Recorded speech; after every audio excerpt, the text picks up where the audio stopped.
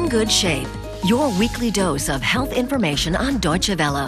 Find out more about what's new in medical treatment, alternative medicine, as well as nutrition, wellness, and beauty.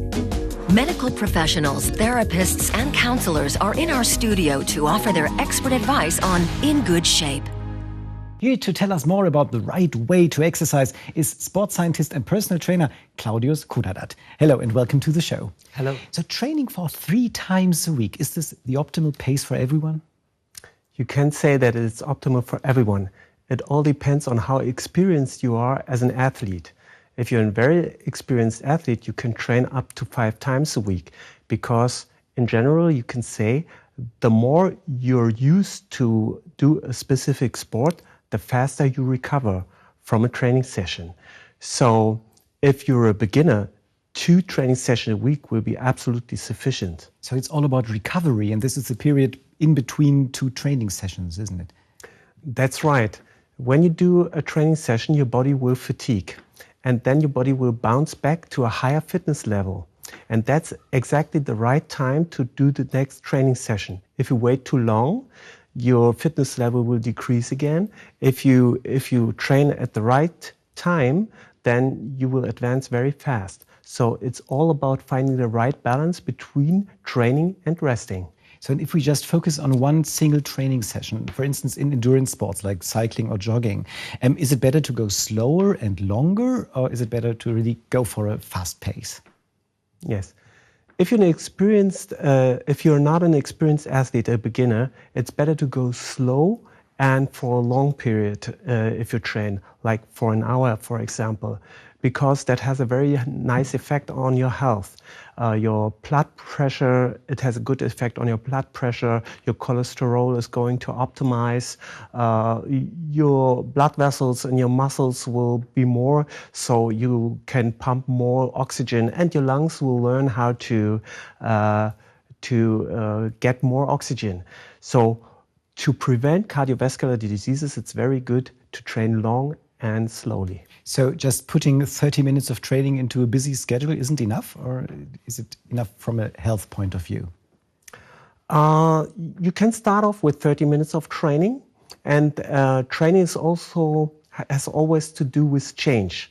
So either you change the intensity of your training, or you change the length of your training, or the frequency of your training to give your body always a new stimulus to adapt to a higher level of physical capacity. Mm-hmm. So when I go out for a jog, I often see joggers wearing those watches measuring the pulse. Okay, as a doctor, I love pulse rate training, but from a standpoint of a personal trainer, do I need to buy a pulse checking watch?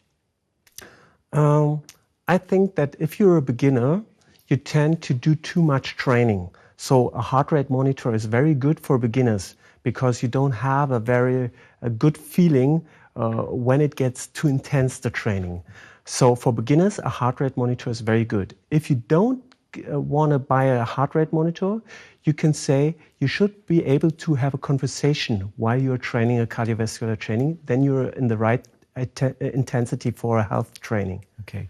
And what about warming up? Is it okay just to get into my sneakers and go for a run, or do you have to warm up first?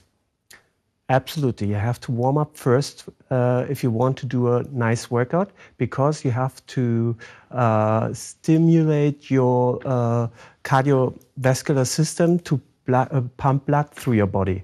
So that's very important. And your joints need to be flooded with synovial fluids so they go more smoothly. Should you swim as often as you train on the land? If you do swimming, if you're a beginner with swimming has a little bit an effect like weightlifting training, and the recovery time for that is a little bit longer. But once you're an experienced swimmer, you can train 3 times a week, of course. Okay, so what are the advantages for the training inside the water? If you're training inside of water, you have only 10% of your body weight, which is very big advantage for people with overweight or people with arthritic degenerations in their joints, like elderly people. So you can have a very nice workout in the water, even if you have those kinds of problems. Beside that, the water resists in every direction. So if you put your arms up or your arms down, you always have resistance. That's a very balanced training.